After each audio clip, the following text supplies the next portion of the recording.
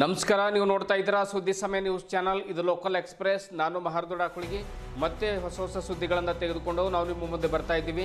ಈ ದಿನದ ಪ್ರಮುಖ ಹೆಡ್ಲೈನ್ಸ್ಗಳನ್ನು ನೋಡ್ಕೊಂಡು ಬರೋಣ. ಮಾರ್ಚ್ 25ರಂದು ಬೀದರ್ ಪಶುವೈದ್ಯಕೀಯ ವಿಶ್ವವಿದ್ಯಾಲಯದ 14ನೇ ಘಟಿಕೋತ್ಸವ ಕಾರ್ಯಕ್ರಮ. 634 ವಿದ್ಯಾರ್ಥಿಗಳಿಗೆ ಪದವಿ ಪ್ರದಾನ ಮಾಡಲಿದ್ದು ಚಿನ್ನದ ಪದಕಗಳನ್ನು ನೀಡಲಾಗ್ತಾ ಇದೆ. Professor K C. ವೀರಣ್ಣ. ಮಾರ್ಚ್ 22-23ರಂದು ಮಹಾದಂಡ ನಾಯಕರ ಸ್ಮರಣೋತ್ಸವ ಕಾರ್ಯಕ್ರಮ. ನಗರದ ಸ್ವಾಮಿ ಸಮರ್ಥ ಕಲ್ಯಾಣ ಮಂಟಪದಲ್ಲಿ 2 ದಿವಸಗಳ ಸಮಾರಂಭ. ವೈದ್ಯಕೀಯ ಸಚಿವ ಡಾಕ್ಟರ್ ಶರಣಪ್ರಕಾಶ್ ಪಾಟೀಲ್ರಿಂದ ಉದ್ಘಾಟನೆ. ಶ್ರೀಕಾಂತ್ ಸ್ವಾಮಿ. ಮಾರ್ಚ್ 23ರಂದು ರಂಗಮಂದಿರದಲ್ಲಿ ಮಹಾತ್ಮ ಬೊಮ್ಮಗೊಂಡೇಶ್ವರ ಉತ್ಸವ, ಮೆರವಣಿಗೆ ಹಾಗೂ ಸಾಂಸ್ಕೃತಿಕ ಉತ್ಸವಗಳ ಆಯೋಜನೆ. ಸಾಧಕರಿಗೆ ಸನ್ಮಾನ ಕಾರ್ಯಕ್ರಮ. ಎಚ್.ಎಂ. ರೇವಣ್ಣ ಅವರಿಂದ ಉದ್ಘಾಟನೆ. ಸಂತೋಷ್ ಜೋಳದಾಪ್ಗೆ. ಜಿಲ್ಲೆಯಾದ್ಯಂತ ಎಸ್ಎಸ್ಎಲ್ಸಿ ಪರೀಕ್ಷೆ ಆರಂಭ. ಪೆನ್ನು ಪ್ಯಾಡ್ ಹಿಡಿದು ಪರೀಕ್ಷಾ ಕೇಂದ್ರಗಳಿಗೆ ಆಗಮಿಸಿದ ವಿದ್ಯಾರ್ಥಿನಿಯರು. ಪರೀಕ್ಷಾ ಕೊಠಡಿಗಳನ್ನು ಹುಡುಕಲು ಸಹಾಯ ಮಾಡಿದ ಶಿಕ್ಷಕರು. ಪರೀಕ್ಷಾ ಕೇಂದ್ರಗಳ ಸುತ್ತ ಭಾರೀ ಬಂದೋಬಸ್ತ್.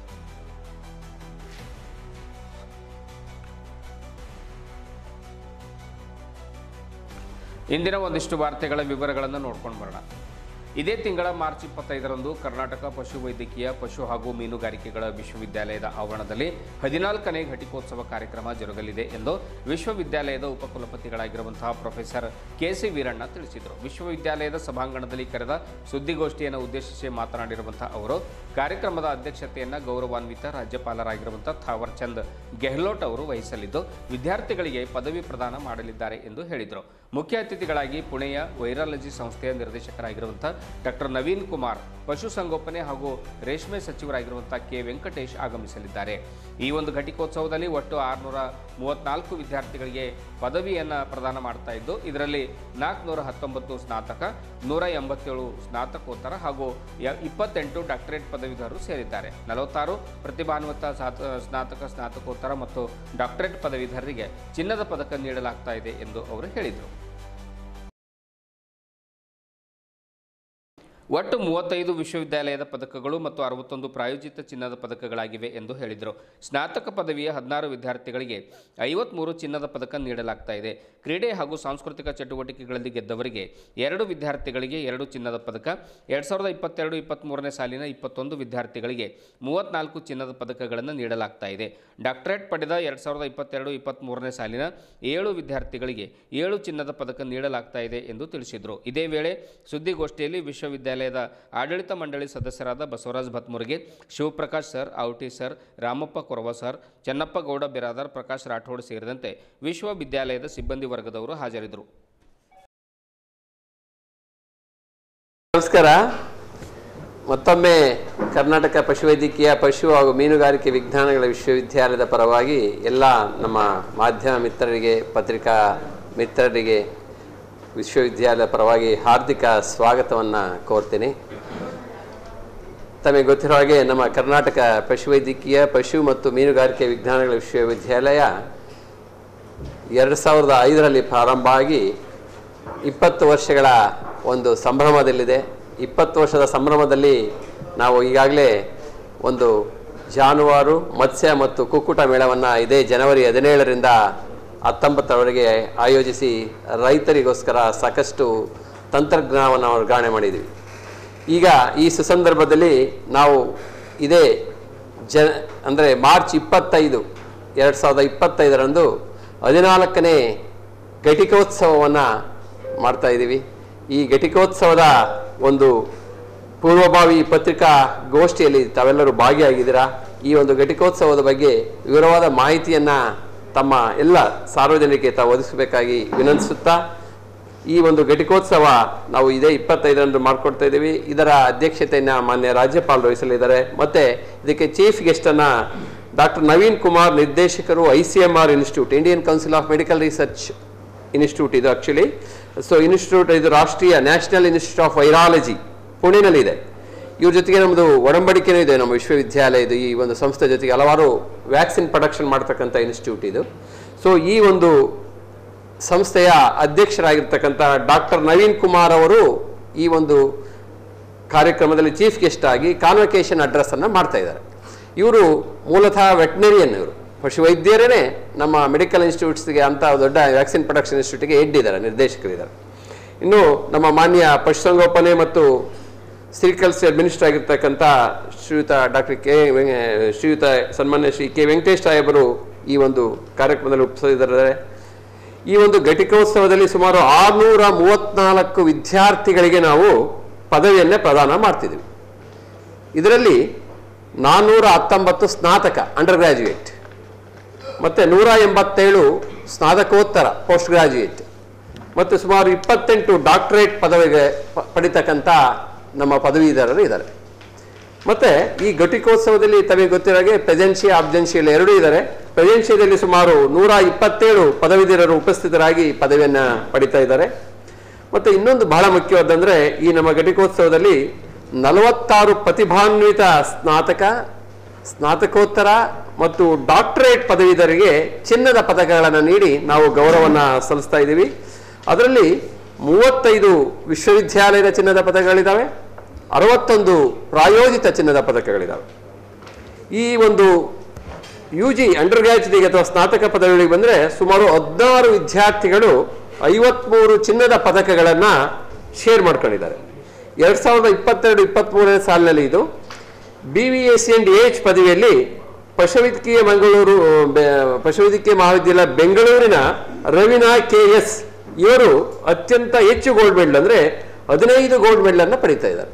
ಅದೇ ರೀತಿ ಆದಿತ್ಯ ಚಿದಾನಂದ ಈಶ್ವರಲ ಅಂತಕ್ಕಂಥವ್ರು ಅದೇ ಬೆಂಗಳೂರು ಪಶುವೈದ್ಯಕೀಯ ಮಹಾವಿದ್ಯಾಲಯಗಳು ಮತ್ತೆ 9 ಚಿನ್ನದ ಪದಕಗಳನ್ನು. ಬಸವ ತತ್ವವನ್ನು ನಾಡಿನಾದ್ಯಂತ ಪಸರಿಸಿ ಜನಮನಕ್ಕೆ ತಲುಪಿಸಿದ ವಿಶ್ವದ ಪ್ರಥಮ ಮಹಿಳಾ ಮಹಾಜಗದ್ಗುರು ಬಸವಾತ್ಮಜೆ ಮಾತೆ ಮಹಾದೇವಿಯವರ 6ನೇ ಸಂಸ್ಮರಣೆ ಹಾಗೂ ಲಿಂಗಾನಂದ ಸ್ವಾಮಿಗಳ ಸ್ಮರಣೆ ಪ್ರಯುಕ್ತವಾಗಿ ನಗರದಲ್ಲಿ ಆಯೋಜಿಸಿದ ಮಹಾದಂಡನಾಯಕರ ಸ್ಮರಣೋತ್ಸವ ಕಾರ್ಯಕ್ರಮವನ್ನು ವೈದ್ಯಕೀಯ ಸಚಿವ ಡಾಕ್ಟರ್ ಶರಣಪ್ರಕಾಶ್ ಪಾಟೀಲ್ ಅವರು ಉದ್ಘಾಟಿಸಲಿದ್ದಾರೆ. ಮಾರ್ಚ್ 22-23ರಂದು 2 ದಿವಸಗಳ ಕಾಲ ಈ ದಿನಗಳವರೆಗೆ ಈ ಒಂದು ಕಾರ್ಯಕ್ರಮ ಜರುಗಲಿದ್ದು, ಸ್ಮರಣೋತ್ಸವದ ಸ್ವಾಗತ ಸಮಿತಿಯ ಕಾರ್ಯಾಧ್ಯಕ್ಷ ಶ್ರೀಕಾಂತ್ ಸ್ವಾಮಿ ಅವರು ಈ ಎಲ್ಲ ವಿವರಗಳನ್ನು ಸುದ್ದಿಗೋಷ್ಠಿಯಲ್ಲಿ ತಿಳಿಸಿದರು. ನಗರದ ಜಿಲ್ಲಾ ಪತ್ರಿಕಾ ಭವನದಲ್ಲಿ ಕರೆದ ಸುದ್ದಿಗೋಷ್ಠಿಯನ್ನು ಉದ್ದೇಶಿಸಿ ಮಾತನಾಡಿರುವಂತಹ ಅವರು, ರಾಷ್ಟ್ರೀಯ ಬಸವ ದಳ, ಲಿಂಗಾಯತ ಧರ್ಮ ಮಹಾಸಭಾ, ಲಿಂಗಾಯತ ಸಮಾಜ, ಕ್ರಾಂತಿ ಗಂಗೋತ್ರಿ ಅಕ್ಕನಾಗಲಾಂಬಿಕಾ ಮಹಿಳಾ ಗಣದ ಸಂಯುಕ್ತಾಶ್ರಯದಲ್ಲಿ ಮಾರ್ಚ್ 22-23ರಂದು 2 ದಿವಸಗಳ ಕಾಲ ನಗರದ ಪಾಪನಾಶ ದೇವಸ್ಥಾನದ ಸಮೀಪ ಇರುವಂತಹ ಸ್ವಾಮಿ ಸಮರ್ಥ ಕಲ್ಯಾಣ ಮಂಟಪದಲ್ಲಿ ಮಹಾದಂಡನಾಯಕರ ಸ್ಮರಣೋತ್ಸವ ಆಯೋಜಿಸಲಾಗಿದೆ ಎಂದು ಹೇಳಿದರು. ರಾಷ್ಟ್ರೀಯ ಬಸವದಳದ ಕೇಂದ್ರ ಸಮಿತಿ ಅಧ್ಯಕ್ಷರಾದ ಪೂಜ್ಯ ಶ್ರೀ ಜಗದ್ಗುರು ಡಾಕ್ಟರ್ ಚನ್ನಬಸವಾನಂದ ಸ್ವಾಮೀಜಿಯವರ ದಿವ್ಯ ನೇತೃತ್ವದಲ್ಲಿ ಈ ಒಂದು ಸಮಾರಂಭ ನಡೀತಾ ಇದೆ. ಮಾರ್ಚ್ 22ರಂದು ಬೆಳಗ್ಗೆ 10:30ಕ್ಕೆ ಉದ್ಘಾಟನಾ ಸಮಾರಂಭ ಜರುಗಲಿದೆ.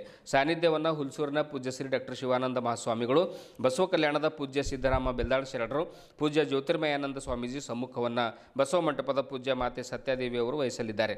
ವೈದ್ಯಕೀಯ ಸಚಿವ ಡಾಕ್ಟರ್ ಶರಣಪ್ರಕಾಶ್ ಪಾಟೀಲ್ ಅವರು ಉದ್ಘಾಟನೆ ಮಾಡಲಿದ್ದಾರೆ. ಧ್ವಜಾರೋಹಣವನ್ನು ಗ್ರಾಮೀಣಾಭಿವೃದ್ಧಿ ಹಾಗೂ ಪಂಚಾಯತ್ ರಾಜ್ ಸಚಿವ ಪ್ರಿಯಾಂಕ್ ಖರ್ಗೆ ಮಾಡಲಿದ್ದಾರೆ. ಮುಖ್ಯ ಅತಿಥಿಗಳಾಗಿ ಪೌರಾಡಳಿತ ಮತ್ತು ಹಜ್ ಸಚಿವ ರಹೀಂ ಖಾನ್, ಸಂಸದ ಸಾಗರ್ ಖಂಡ್ರೆ ಆಗಮಿಸಲಿದ್ದಾರೆ. ಅಧ್ಯಕ್ಷತೆಯನ್ನು ಸ್ವಾಗತ ಸಮಿತಿ ಅಧ್ಯಕ್ಷರಾದ ಡಾಕ್ಟರ್ ಶೈಲೇಂದ್ರ ಕೆ ಬೆಲ್ದಾಳೆ ವಹಿಸಲಿದ್ದಾರೆ. 2 ದಿವಸಗಳ ಕಾಲ ವಿವಿಧ ಅನುಭವಗೋಷ್ಠಿಗಳು ಹಾಗೂ ವಚನ ನೃತ್ಯ ಗಾಯನ ಹಾಗೂ ವಚನ ಭಜನೆ ಜರುಗಲಿದೆ ಎಂದು ಹೇಳಿದರು. ಪೂಜ್ಯ ಶ್ರೀ ಜಗದ್ಗುರು ಡಾಕ್ಟರ್ ಚನ್ನಬಸವಾನಂದ ಸ್ವಾಮೀಜಿಯವರು ಮಾತನಾಡಿ, ಬಸವಾತ್ಮಜೆ ಪ್ರಶಸ್ತಿಯನ್ನು ಧಾರವಾಡದ ಸುಜಾತ ಬಸವರಾಜ್ ಯರಗಟ್ಟಿ ಅವರಿಗೆ ನೀಡಲಾಗ್ತಾ ಇದೆ. ಲಿಂಗಾನಂದ ಶ್ರೀ ಪ್ರಶಸ್ತಿಯನ್ನು ಕವಟಕೊಪ್ಪದ ಹಿರಿಯ ಶರಣ ಅಶೋಕ್ ನಾವಿ ಅವರಿಗೆ ಪ್ರದಾನ ಮಾಡಲಾಗ್ತಾ ಇದೆ. ಈ ಕಾರ್ಯಕ್ರಮದಲ್ಲಿ ಮಹಾರಾಷ್ಟ್ರ, ತೆಲಂಗಾಣ, ಆಂಧ್ರಪ್ರದೇಶ ಹಾಗೂ ಕರ್ನಾಟಕದ ಹಲವು ಜಿಲ್ಲೆಗಳಿಂದ ಸಾವಿರಾರು ಶರಣರು ಭಾಗವಹಿಸಲಿದ್ದಾರೆ. ಜಿಲ್ಲೆಯ ಜನರು ಹೆಚ್ಚಿನ ಸಂಖ್ಯೆಯಲ್ಲಿ ಪಾಲ್ಗೊಂಡು ಕಾರ್ಯಕ್ರಮ ಯಶಸ್ವಿಗೊಳಿಸಬೇಕೆಂದು ಪ್ರಾರ್ಥಿಸಿದರು. ಬಸವ ಮಂಟಪದ ಪೂಜ್ಯ ಶ್ರೀ ಸದ್ಗುರು ಮಾತೆ ಸತ್ಯಾದೇವಿಯವರು ಮಾತನಾಡಿ, ಪೂಜ್ಯ ಮಾತಾಜಿಯವರ ಸಾಧನೆಗಳನ್ನು ಸ್ಮರಿಸಲು ಈ ಸ್ಮರಣೋತ್ಸವ ಮಾಡಲಾಗ್ತಾ ಇದೆ ಎಂದು ಹೇಳಿದರು. ಸುದ್ದಿಗೋಷ್ಠಿಯಲ್ಲಿ ಅಕ್ಕ ನಾಗಲಾಂಬಿಕಾ ಮಾತಾಜಿಯವರು ಬೆಳಗಾವಿ, ಅಕ್ಕ ಮಹಾದೇವಿ ಮಾತಾಜಿಯವರು, ಓಂಕಾರೇಶ್ವರ ಸ್ವಾಮೀಜಿ, ಶಿವರಾಜ್ ಪಾಟೀಲ್ ಅತಿವಾಳ್, ಶಿವಶರಣಪ್ಪ ಪಾಟೀಲ್ ಹಾರುಗೇರಿ, ಮಲ್ಲಿಕಾರ್ಜುನ್ ಶಾಪೂರ್, ವಿಶ್ವನಾಥ್ ಪಾಟೀಲ್ ಗೊಂದೆಗಾಂವ್, ಶಿವ್ ಜನ್ಯ, ಮಲ್ಲಿಕಾರ್ಜುನ್ ಬುಕ್ಕಾರ್, ರವಿಕಾಂತ್ ಬಿರಾದರ್, ಬಸವರಾಜ್ ಸಂಗಮದ್, ಬಸವಂತರಾವ್ ಬಿರಾದರ್ ಸೇರಿದಂತೆ ಇನ್ನಿತರರು ಹಾಜರಿದ್ದರು.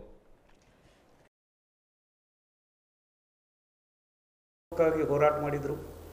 ಕೊನೆ ಗಳಿಗೆಯಲ್ಲೂ ಕೂಡ ಅವರು ಈ ಲಿಂಗಾಯತ ಸ್ವತಂತ್ರ ಧರ್ಮವನ್ನು ಮಾಡಲೇ ತಿರಬೇಕು ಅಂತ ಹೇಳಿ ಪಣ ತೊಟ್ಟು, ಅವರ ಆರೋಗ್ಯ ಕೆಟ್ಟಿದ್ರೂ ಕೂಡ ಒಂದು ಶೀತಕಾಲದಲ್ಲಿ ದಿಲ್ಲಿಯಲ್ಲಿ ಅವರು ಒಂದು ದೊಡ್ಡ ರಾಷ್ಟ್ರಮಟ್ಟದ ಸಮ್ಮೇಳನವನ್ನು ಹಾಕ್ಕೊಂಡಿದ್ರು. ಅದರ ಮುಖಾಂತರ ಅವರಿಗೆ ಆರೋಗ್ಯ ಕೆಟ್ಟು ಹೋಗಿತ್ತು. ಆ ಆರೋಗ್ಯ ಕೆಟ್ಟು ಹೋಗಿದ್ರೂ ಕೂಡ ಅವರು ಶರಣಮೇಳದಲ್ಲಿ ಭಾಗವಹಿಸಿ ಇಡೀ ಜನತೆಗೆ ಸಂದೇಶವನ್ನು ಕಳಿಸಿದರು. ಆದ್ದರಿಂದ ಅವರಿಗೆ ನಾವು ಲಿಂಗಾಯತ ದಂಡನಾಯಕರು ಅಂತ ಹೇಳ್ತೀವಿ. ಯಾವ ರೀತಿ ಅಂಬೇಡ್ಕರರು ಸಂವಿಧಾನ ಬರೆದು ದಂಡನಾಯಕರಾಗಿದ್ದರು, ಅದೇ ರೀತಿ ಮಾತಾಜಿಯವರು ವಚನ ಸಾಹಿತ್ಯವನ್ನು ಪ್ರಚಾರ ಮಾಡಿ ಈ ಲಿಂಗಾಯತ ಸಮಾಜದ ದಂಡನಾಯಕರಾಗಿದ್ದಾರೆ. ಕಾಕತಾಳಿಯಂತೆ ಅವರು ಮಾರ್ಚ್ 13ರಲ್ಲಿ ಜನ್ಮ ತಾಳಿದ್ರು. ಆನಂತರ ಮಾರ್ಚ್ 14ರಂದೇ ಅವರು ಲಿಂಗಾಯಕ ಆಗಿದ್ದರು. ಒಂದೇ ದಿವಸ ಡಿಫ್ರೆನ್ಸ್. ಆ ಒಂದು ಡಿಫ್ರೆನ್ಸ್ ಮೋಸ್ಟ್ಲಿ ನಾವೇ ಮಾಡಿದ್ದೆವು, ಅಷ್ಟೇ ನಾವೇ ಮಾಡಿದ್ದೆವು. ಯಾಕಂದ್ರೆ 13ನೇ ತಾರೀಕು ನಾವು ಹೋಗಿದ್ದೀವಿ ಅಲ್ಲಿ, ನಾವು ಎಂ ಬಿ ಪಾಟೀಲ್ರು ಹಾಸ್ಪಿಟಲ್ಗೆ. ಅವ್ರಿಗೆ ಸಿಂಗಾಪುರ್ ಕಳಿಸ್ಬೇಕಂತೇಳಿ ನಮ್ಮ ಪೂಜ್ಯರುಗಳು ಎಲ್ಲರೂ ಡಿಮಾಂಡ್ ಇಟ್ಟಿದ್ರು. ಆ ಡಿಮಾಂಡ್ ಇಟ್ಟನ ಡಾಕ್ಟ್ರುಗಳಿಗೆ ನಾವು ವಿನಂತಿ ಮಾಡಿದೆವು, ಎಂ ಬಿ ಪಾಟೀಲ್ ನಾವು ಏನಾದರೂ ಮಾಡ್ಕೊಂಡು ಅವ್ರಿಗೆ ಉಳಿಸ್ಕೋಬೇಕಾಗ್ಯದ, ಇಲ್ಲಿಂದ ಏರ್ ಲಿಫ್ಟ್ ಮಾಡ್ತೀವಿ ನಾವು ಸಿಂಗಾಪುರ್ಗೆ, ನೀವು ಅವ್ರಿಗೆ ಸ್ವಲ್ಪ ಜೀವ ಬರಂಗೆ ಮಾಡಿರಿ ಅಂತೇಳಿ. ಅವರು ಒಂದು ದಿವಸ ಟೈಮ್ ಕೇಳಿದರು. ಒಂದು ದಿವಸದಲ್ಲಿ ಏನಾದರೂ ಹೆಚ್ಚು ಕಡಿಮೆ ಆದರೆ ನಾವು ಸಿಂಗಾಪುರ್ ಶಿಫ್ಟ್ ಆಗ್ಬೋದು, ಇಲ್ಲ ಅಂದ್ರೆ ಅವ್ರು ಲಿಂಗೈಕ್ಯ ಆಗ್ತಾರೆ ಅಂತೇಳಿ. ಆ ಒಂದು ದಿವಸ ನಾವು ಮುಂದೆ ಹಾಕಿರಂಗೆ ಆಯಿತು. ಆದ್ದರಿಂದ ಈ ಒಂದು ತಿಂಗಳದಲ್ಲಿ ಈಗ 6ನೇ ಸಂಸ್ಮರಣೆ ದಿನಾಚರಣೆ ಇದು. ಈ ಸಂಸ್ಮರಣೆ ದಿನಾಚರಣೆಗಳು ಇಡೀ ಕರ್ನಾಟಕ, ಮಹಾರಾಷ್ಟ್ರ, ತೆಲಂಗಾಣ ಎಲ್ಲ ಕಡೆ ಮಾಡಬೇಕು ಅಂಥೇಳಿ ಒಂದು ನಮ್ಮ ಬಸವ ಭಕ್ತರು, ಮಾತಾಜಿಯವರ ಭಕ್ತರು ನಿರ್ಧಾರ ಮಾಡಿದ್ದಾರೆ. ಅದರಂತೆ 4 ಸಂಸ್ಮರಣೆ ದಿನಾಚರಣೆಗಳು ಬೆಳಗಾವಿ ಜಿಲ್ಲೆಯಲ್ಲಾಗಿದೆ, 5ನೇ ಸಂಸ್ಮರಣೆ ದಿನಾಚರಣೆ ಗುಲ್ಬರ್ಗದಲ್ಲಾಗಿದೆ, 6ನೇ ಸಂಸ್ಮರಣೆ ದಿನಾಚರಣೆ ಬೀದರ್ದಲ್ಲಿದೆ. ಬೀದರ್ದಲ್ಲಿ ಸಂಸ್ಮರಣೆ ಈಗ ಮತ್ತೊಬ್ಬರು ಮಾಡಿದ್ರು, ಇವ್ರು ಮಾಡಿದ್ರು, ಅಲ್ಲಿ ಮಾಡಿದ್ರು, ಮತ್ತೆ ಯಾಕೆ ಮಾಡ್ತಾ ಇದ್ದಾರೆ ಅಂತ ಸಂಶಯಕ್ಕೆ ನಾವು ದೂರ ಮಾಡ್ತೀವಿ. ಈ ಸಂಸ್ಮರಣೆ ದಿನಾಚರಣೆಗಳು ಎಲ್ಲ ಒಂದು ತಾಲೂಕಾ ಜಿಲ್ಲಾ ಘಟ್ಟದಲ್ಲಿ ಆಗಬೇಕು ಅಂತೇಳಿ ನಿರ್ಣಯ ತಗೊಂಡಿದ್ದ ಸಲುವಾಗಿ 6ನೇ ಈ ಸಂಸ್ಮರಣೆ ದಿನಾಚರಣೆ ಬೀದರ್ ಜಿಲ್ಲೆಯಲ್ಲಿ ಇಡೀ ಕರ್ನಾಟಕ ರಾಜ್ಯದ, ತೆಲಂಗಾಣ, ಮಹಾರಾಷ್ಟ್ರ, ಆಂಧ್ರ ಪ್ರದೇಶದ ಮಾತಾಜಿ ಭಕ್ತರು ಇಲ್ಲಿಗೆ ಆಗಮಿಸುತ್ತಾರೆ. ಅವರಿಗೆಲ್ಲ ಈಗಾಗಲೇ ನಾವು ವ್ಯವಸ್ಥೆಯನ್ನು ಮಾಡಿದ್ದೀವಿ. ಈ ಒಂದು ಕಾರ್ಯಕ್ರಮದ ಸ್ವಾಗತ ಸಮಿತಿಯ ಅಧ್ಯಕ್ಷರಾಗಿ ಈಶ್ವರ್ ಖಂಡ್ರೆಯವರಿದ್ದಾರೆ, ಗೌರವಾಧ್ಯಕ್ಷರಾಗಿ. ಈ ಒಂದು ಸ್ವಾಗತ ಸಮಿತಿಯ ಗೌರವಾಧ್ಯಕ್ಷರಾಗಿ ಈಶ್ವರ್ ಖಂಡ್ರೆಯವರಿದ್ದಾರೆ. ಹಾಗೂ ಈ ಒಂದು ಸ್ವಾಗತ ಸಮಿತಿಯ ಅಧ್ಯಕ್ಷರಾಗಿ ಸನ್ಮಾನ್ಯ ಶ್ರೀ ಶೈಲೇಂದ್ರ ಬೆಲ್ದಾಳೆಯವರಿದ್ದಾರೆ, ಶಾಸಕರು, ದಕ್ಷಿಣ ಬೀದರ್. ಮತ್ತು ಈ ಒಂದು ಕಾರ್ಯಾಧ್ಯಕ್ಷರಾಗಿ ನಾನೇ ಆಗಿದ್ದೀನಿ. ಮಹಾಪ್ರಧಾನ ಕಾರ್ಯದರ್ಶಿಯಾಗಿ ನಮ್ಮ ಬಸವರಾಜ್ ಪಾಟೀಲ್ ಶಿವಪುರ್ ಅವರಿದ್ದಾರೆ. ಈ ಒಂದು ಕಾರ್ಯಕ್ರಮ 2 ದಿವಸ ಕಾರ್ಯಕ್ರಮ ಇದ್ದು 22 ಮತ್ತು 23. ಈ ಕಾರ್ಯಕ್ರಮವು ಕೆಲವೊಂದು ಗೋಷ್ಠಿಗಳು, ಡೈಲಿ ಗೋಷ್ಠಿಗಳು ಇರ್ತವೆ. ಪ್ರಥಮ ದಿನ ಒಂದು ಕಾರ್ಯಕ್ರಮದ ಉದ್ಘಾಟನೆಯನ್ನು ಡಾಕ್ಟರ್ ಶರಣಪ್ರಕಾಶ್ ಪಾಟೀಲ್, ಮಾನ್ಯ ವೈದ್ಯಕೀಯ ಸಚಿವರು, ಇವರು ಉದ್ಘಾಟಕರಾಗಿದ್ದಾರೆ.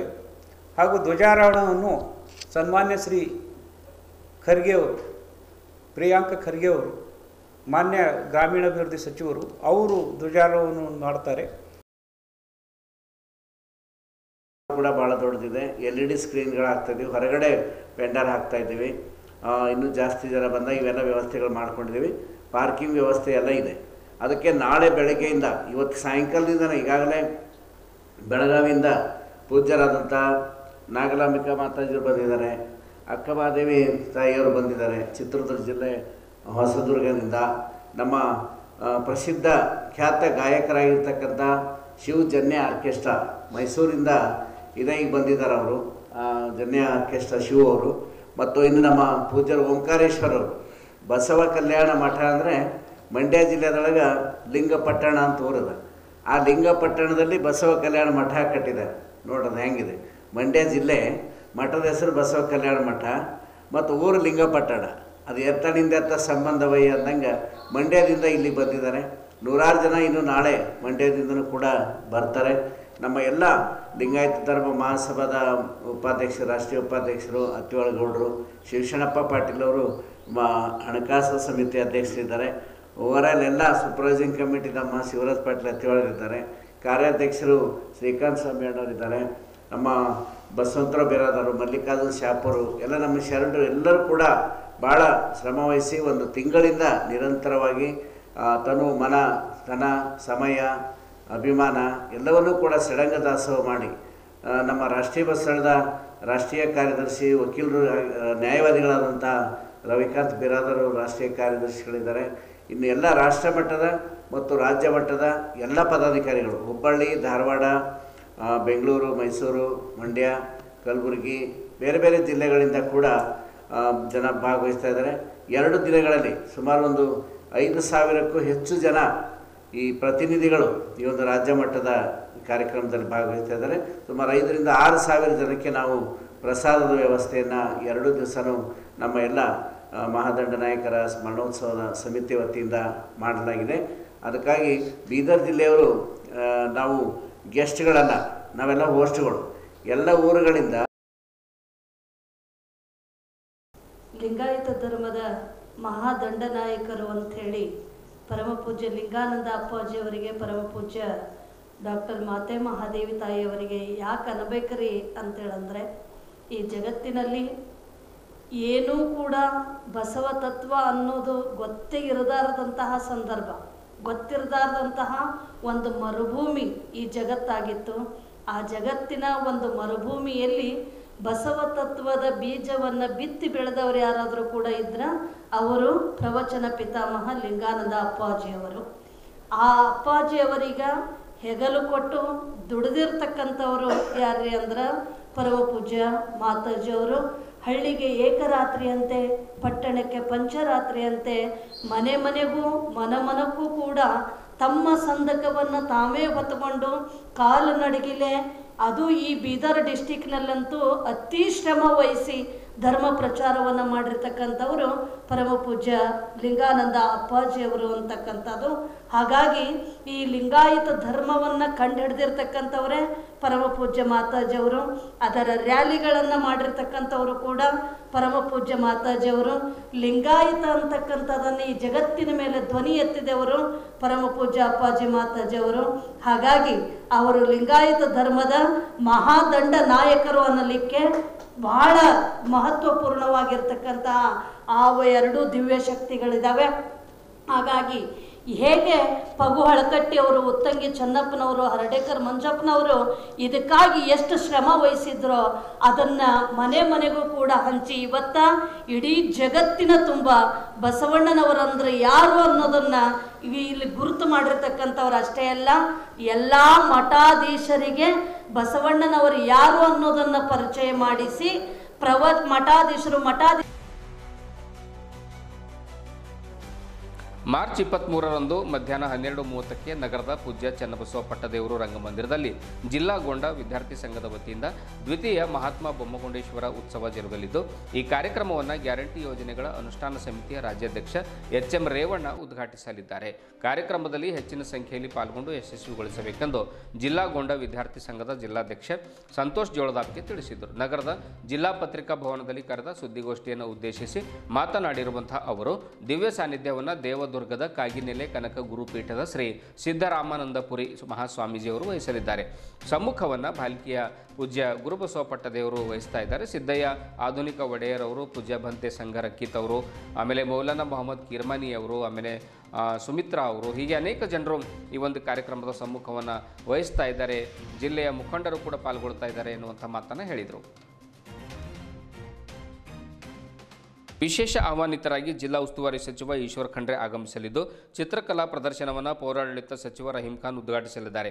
ಮುಖ್ಯ ಅತಿಥಿಗಳಾಗಿ ಸಂಸದ ಸಾಗರ್ ಖಂಡ್ರೆ, ಶಾಸಕ ಡಾಕ್ಟರ್ ಶೈಲೇಂದ್ರ ಬೆಲ್ದಾಳೆ, ಮಾಜಿ ಸಭಾಪತಿಗಳಾದ ರಘುನಾಥರಾವ್ ಮಲ್ಕಾಪುರೆ, ಗ್ಯಾರಂಟಿ ಯೋಜನೆಗಳ ಅನುಷ್ಠಾನ ಸಮಿತಿಯ ಜಿಲ್ಲಾಧ್ಯಕ್ಷ ಅಮೃತರಾವ್ ಚಿಮ್ಕೋಡೆ ಆಗಮಿಸಲಿದ್ದಾರೆ. ಸಾಯಂಕಾಲ 4 ಗಂಟೆಗೆ ವಿವಿಧ ಸಾಂಸ್ಕೃತಿಕ ಕಾರ್ಯಕ್ರಮಗಳು ನಡೆಯಲಿದ್ದು, ಇದೇ ವೇಳೆ ವಿವಿಧ ಕ್ಷೇತ್ರಗಳಲ್ಲಿ ಸೇವೆ ಸಲ್ಲಿಸಿದ ಸಾಧಕರಿಗೆ ಸನ್ಮಾನ ಕಾರ್ಯಕ್ರಮ ಜರುಗಲಿದ್ದು, ಅಂದು ಬೆಳಿಗ್ಗೆ 9 ಗಂಟೆಗೆ ಮಹಾತ್ಮ ಬೊಮ್ಮಗೊಂಡೇಶ್ವರ ಭಾವಚಿತ್ರದ ಮೆರವಣಿಗೆ ಜರುಗಲಿದೆ. ಅನೇಕ ಕಲಾ ತಂಡಗಳು ಮೆರವಣಿಗೆಯಲ್ಲಿ ಪಾಲ್ಗೊಳ್ಳುತ್ತಾ ಇವೆ. ಇದೇ ವೇಳೆ ರಾಜ್ಯ ಸರ್ಕಾರಿ ನೌಕರ ಸಂಘದ ಪದಾಧಿಕಾರಿಗಳಿಗೆ ಸನ್ಮಾನ ಜರುಗಲಿದೆ. ಜಿಲ್ಲೆಯ ಜನರು ಹೆಚ್ಚಿನ ಸಂಖ್ಯೆಯಲ್ಲಿ ಪಾಲ್ಗೊಳ್ಳಬೇಕೆಂದು ಕೋರಿದರು. ಕಲ್ಲಪ್ಪ ಬೆನಕನಹಳ್ಳಿ, ತುಕಾರಾಂ ಚಿಮ್ಕೋಡ್, ಮಲ್ಲಿಕಾರ್ಜುನ್ ಮುರ್ಕೆ, ವೈಜನಾಥ್ ಎಂಪಿ, ವಿಜಯಕುಮಾರ್ ಬ್ಯಾಲಳೆ, ಸಿದ್ದು ಬಾವ್ಗೆ, ಲಕ್ಷ್ಮಣ ಉಪ್ಪೆ ಸೇರಿದಂತೆ ಹಲವರು ಸುದ್ದಿಗೋಷ್ಠಿಯಲ್ಲಿ ಹಾಜರಿದ್ದರು.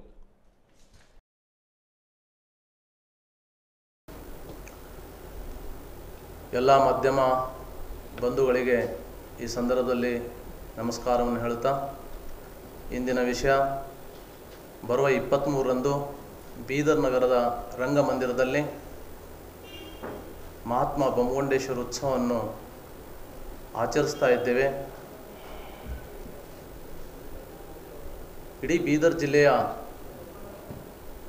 ಎಲ್ಲ ಸಮಾಜದ ಬಂಧುಗಳು ಬೊಮ್ಮಗೊಂಡೇಶ್ವರ ಉತ್ಸವದಲ್ಲಿ ಹೆಚ್ಚಿನ ಸಂಖ್ಯೆಯಲ್ಲಿ ಪಾಲ್ಗೊಂಡು ನಮ್ಮ ಬೊಮ್ಮಗೊಂಡೇಶ್ವರ ಉತ್ಸವವನ್ನು ಯಶಸ್ವಿಗೊಳಿಸಬೇಕಂಥೇಳಿ ನಾವು ಸಾರ್ವಜನಿಕರಲ್ಲಿ ಮನವಿ ಮಾಡಿಕೊಳ್ತೀವಿ. ಜೊತೆಗೆ ಬೆಳಗ್ಗೆ ಅಂದು 23ರಂದು ಮಹಾತ್ಮ ಬೊಮ್ಮಗುಂಡೇಶ್ವರ ವೃತ್ತದಲ್ಲಿ ಎಲ್ಲರೂ ಅಲ್ಲೇ ಸೇರಿ ಅನೇಕ ಕಲೆಗಳು ನಮ್ಮ ಬೀದರ್ ಜಿಲ್ಲೆಗೆ ಎಲ್ಲ ಜನಾಂಗಕ್ಕೆ ಆಗಲಿ ಅಥವಾ ಗೋಂಡು ಸಮಾಜಕ್ಕಾಗಲಿ ಎಷ್ಟು ಉಪಯುಕ್ತ ಆಗಿದೆ ಎಂಬುದು ಅಲ್ಲಿ ಅನೇಕ ಉಪನ್ಯಾಸ ನೀಡಲಿಕ್ಕೆ ಬರ್ತಾ ಇದ್ದಾರೆ.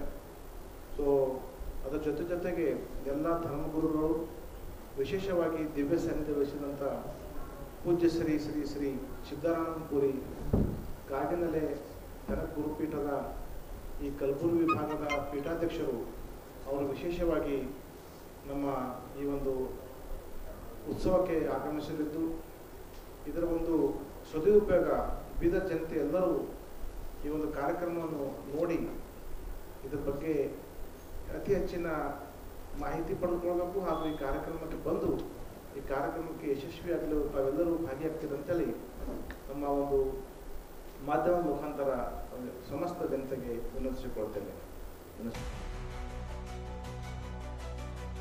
ಎಸ್ಎಸ್ಎಲ್ಸಿ ಪರೀಕ್ಷೆಗಳು ಆರಂಭ ಆದವು. ಬಿಸಿಲಿನ ಝಳದಂತೆ ಮಕ್ಕಳ ಹೃದಯದಲ್ಲಿ ಆತಂಕ ದುಗುಡ ಇದ್ರೂ ಕೂಡ ಪೆನ್ನು ಮತ್ತು ಪ್ಯಾಡನ್ನು ಹಿಡಿದು ಮಕ್ಕಳು ಪರೀಕ್ಷೆ ಕೇಂದ್ರಗಳತ್ತ ಹೆಜ್ಜೆಯನ್ನು ಹಾಕಿದ್ರು.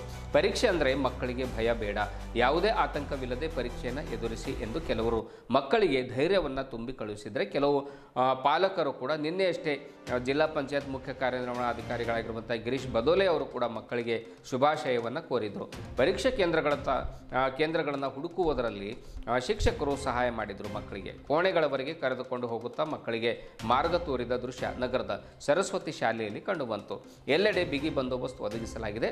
144 ಕೂಡ ಒಂದು ಪರೀಕ್ಷೆ ಕೇಂದ್ರಗಳ ಸುತ್ತಮುತ್ತ ಜಾರಿ ಮಾಡಲಾಗಿದೆ. ಅನಧಿಕೃತ ವ್ಯಕ್ತಿಗಳು ಪರೀಕ್ಷೆ ಕೇಂದ್ರದೊಳಗೆ ಹೋಗದಂತೆ ಕಟ್ಟುನಿಟ್ಟಿನ ಕ್ರಮ ಕೂಡ ಕೈಗೊಳ್ಳಲಾಗಿದೆ. ಈ ಕುರಿತು ಜಿಲ್ಲಾಧಿಕಾರಿಗಳು ಕೂಡ ಆದೇಶವನ್ನು ಹೊರಡಿಸಿದ್ದಾರೆ.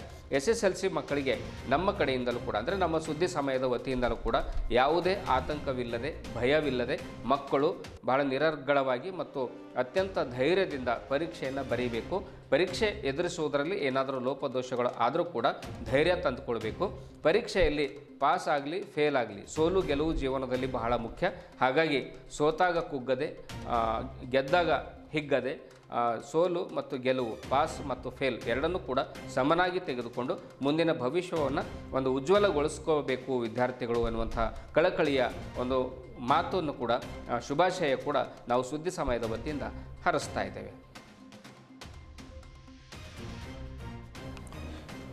ನಿರ್ಣಾ ಗ್ರಾಮದಲ್ಲಿ ಪರೀಕ್ಷಾ ಕೇಂದ್ರದ ಒಂದು ಸುತ್ತಮುತ್ತ ಜಮಾಯಿಸಿದ ಕೆಲ ಕಿಡಿಗೇಡಿಗಳನ್ನು ಪೊಲೀಸರು ಇದೇ ಸಂದರ್ಭದಲ್ಲಿ ಎಸ್ಎಸ್ಎಲ್ಸಿ ಪರೀಕ್ಷೆ ಆರಂಭದ ಸಂದರ್ಭದಲ್ಲಿ ಓಡಿಸಿದ್ರು. ಪರೀಕ್ಷೆಗಳಲ್ಲಿ ಯಾವುದೇ ಅಕ್ರಮವಾಗದಂತೆ ಶಿಕ್ಷಣ ಇಲಾಖೆ ಕಟ್ಟುನಿಟ್ಟಿನ ಕ್ರಮಗಳನ್ನು ಕೂಡ ಕೈಗೊಂಡಿದ್ದು, ಪರೀಕ್ಷೆ ಕೇಂದ್ರಗಳ ಹೊರಗಡೆ ಪೊಲೀಸ್ ಇಲಾಖೆ ಅಕ್ರಮ ನಡೆಯದಂತೆ ನಿಗಾ ಕೂಡ ವಹಿಸಿದೆ. ಚಿಟಗುಪ್ಪ, ನಿರ್ಣಾ, ಮನ್ನೈಖಳ್ಳಿ, ಬೋರಾಳ್, ಬೇಮಳಖೇಡ ಗ್ರಾಮಗಳ ಪರೀಕ್ಷಾ ಕೇಂದ್ರಗಳಲ್ಲಿ ಪರೀಕ್ಷೆಗಳು ಸುಸೂತ್ರವಾಗಿ ಜರುಗಿದವು. ಹುಮ್ನಾಬಾದ್, ಚಿಟಗುಪ್ಪ ಸೇರಿ ಒಟ್ಟು 5,912 ವಿದ್ಯಾರ್ಥಿಗಳು ಪರೀಕ್ಷೆಗೆ ನೋಂದಣಿ ಮಾಡಿಸಿಕೊಂಡಿದ್ದು, 5,720 ವಿದ್ಯಾರ್ಥಿಗಳು ಪರೀಕ್ಷೆಗೆ ಹಾಜರಾಗಿದ್ದು, 192 ಜನ ವಿದ್ಯಾರ್ಥಿಗಳು ಪರೀಕ್ಷೆಗೆ ಗೈರು ಹಾಜರಾಗಿದ್ದಾರೆ. ಇಂದು ಜರುಗಿದ ಪರೀಕ್ಷೆಯಲ್ಲಿ ಯಾವುದೇ ಅಕ್ರಮ ಹಾಗೂ ಡಿಬಾರ್ ಪ್ರಕರಣಗಳು ವರದಿಯಾಗಿಲ್ಲ ಎಂದು ಕ್ಷೇತ್ರ ಶಿಕ್ಷಣಾಧಿಕಾರಿ ವೆಂಕಟೇಶ್ ಗುಡಾಳ್ ಪತ್ರಿಕೆಗೆ ತಿಳಿಸಿದ್ದಾರೆ.